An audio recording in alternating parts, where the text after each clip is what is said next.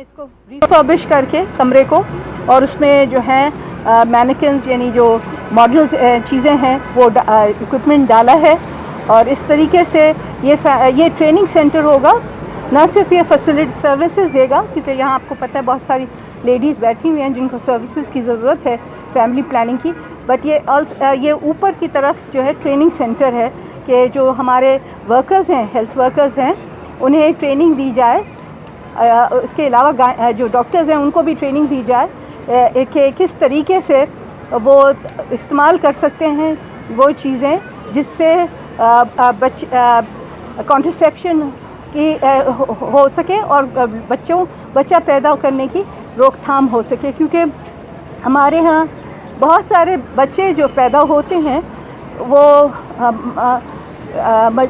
माँ बाप जो हैं वो चाहते नहीं हैं कि उनकी फैमिली बढ़े, क्योंकि पहले ही उनके बहुत सारे बच्चे हो चुके होते हैं, लेकिन क्योंकि वो उनको इल्म नहीं होता कॉन्ट्रसेप्शन के बारे में और किस तरीके से जो है बच्चों की बच्चा पैदा करने से रोका जाए, तो वो जो है बच्चे पैदा हो जाते हैं। इसके अलावा बहुत सारे ऐसे लोग भी हैं जो क्योंकि बच्चा नहीं चाहते हैं, तो वो बहुत सारी औरतें जाके उन बच्चों का अबॉर्शन करा देती हैं।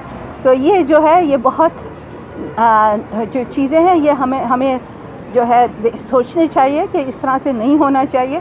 बच्चों के माँ की जो है हेल्थ ख़तरे में होती है हर प्रेगनेंसी के दौरान, उसकी जो है ख़ुद की सेहत नीचे चली जाती, कमज़ोरी की तरफ चली जाती है, इसलिए उसकी सेहत ज़रूरी है। और सेहत के लिए ज़रूरी है कि बच्चों के दरमियान वक्फ़ा हो, और वक्फ़े के लिए हम ये जो है ये कॉन्ट्रसेप्शन की जो है दवाएं जो हैं वो मुहैया करना चाहते हैं। और उससे वक्फ़ा होने से ना सिर्फ बच्चा जो है जो पैदा होता है वो सेहतमंद होता है, बल्कि वालदा भी जो है माँ भी सेहतमंद होती है।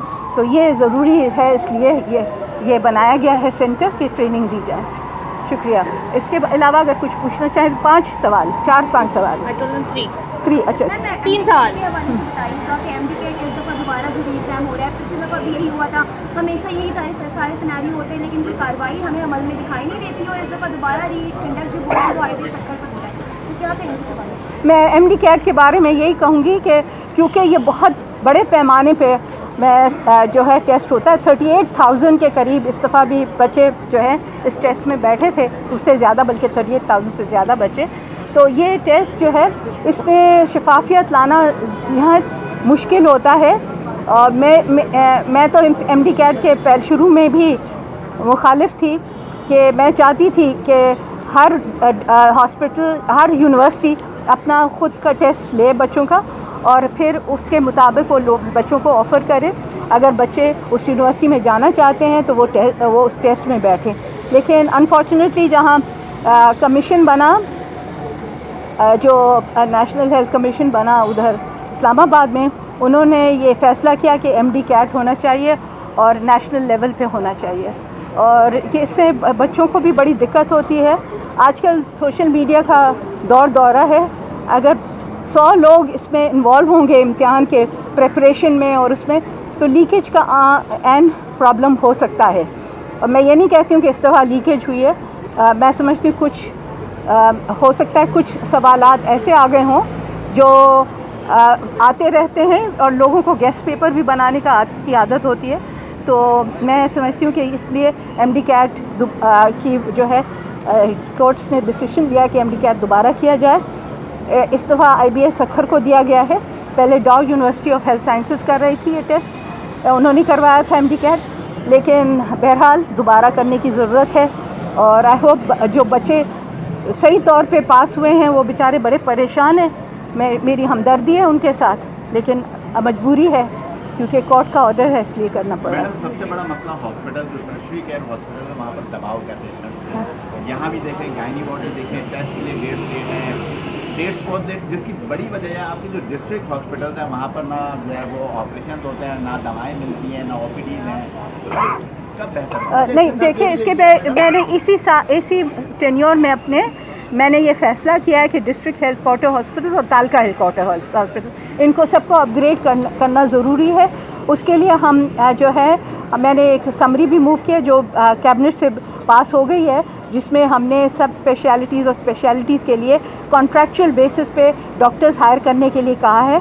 और इस तरीके से हमारा जो ह्यूमन रिसोर्स है इन डिस्ट्रिक्ट हॉस्पिटल और तलका हॉस्पिटल में हम पूरा करेंगे और इंशाल्लाह इनकी बेहतरी के लिए भी हम काम कर रहे हैं।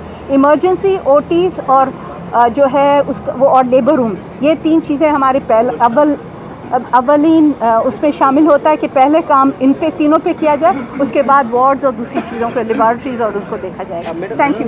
ये बताइएगा कि दिन भर में पोलियो, खनाक और डेंगू वायरस के जो केसेस हैं वो मुसलसल रिपोर्ट हो रहे हैं, इस पर कोई वाज़ेह हिकमत अमली नहीं है हेल्थ डिपार्टमेंट? मैं बताती हूँ उसको इस तरह ये संजीदगी से लिया जा रहा है। नहीं बेटा, पोलियो का मसला यही है कि हमारे सब जो हमारा सूरज है, जो हमारा जो निज़ाम है, जो गंदे पानी का निज़ाम है, उसमें पोलियो के वायरस अभी भी मौजूद हैं और हर डिस्ट्रिक्ट में, बल्कि पूरे पाकिस्तान के डिस्ट्रिक्ट में मौजूद हैं।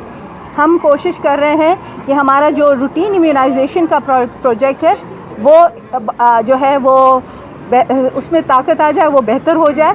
इसके लिए हम एक बड़ा पुश कर रहे हैं, जिसमें 5 साल से कम उम्र के बच्चे जो रह गए हैं वैक्सीन से, स्पेशली हम देख रहे थे डिफ्थेरिया के केसेस जो आ रहे थे, इस वजह से आ रहे थे क्योंकि कोविड के दौरान सब बच्चों को वैक्सीनेशन नहीं हुई।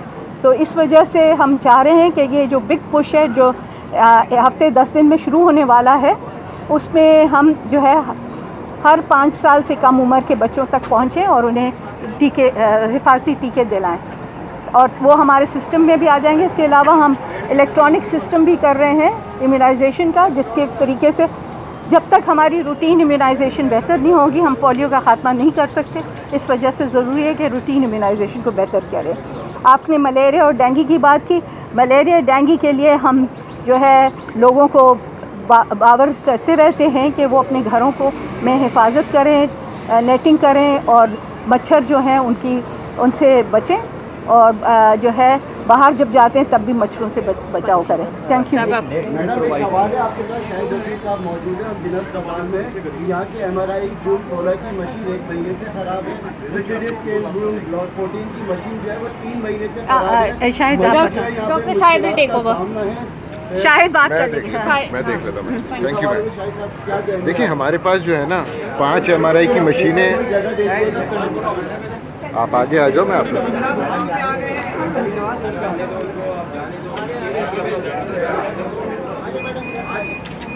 आगे आ जाओ, मैं आराम से। हमारे पास जो टोटल मशीनें हैं हमारे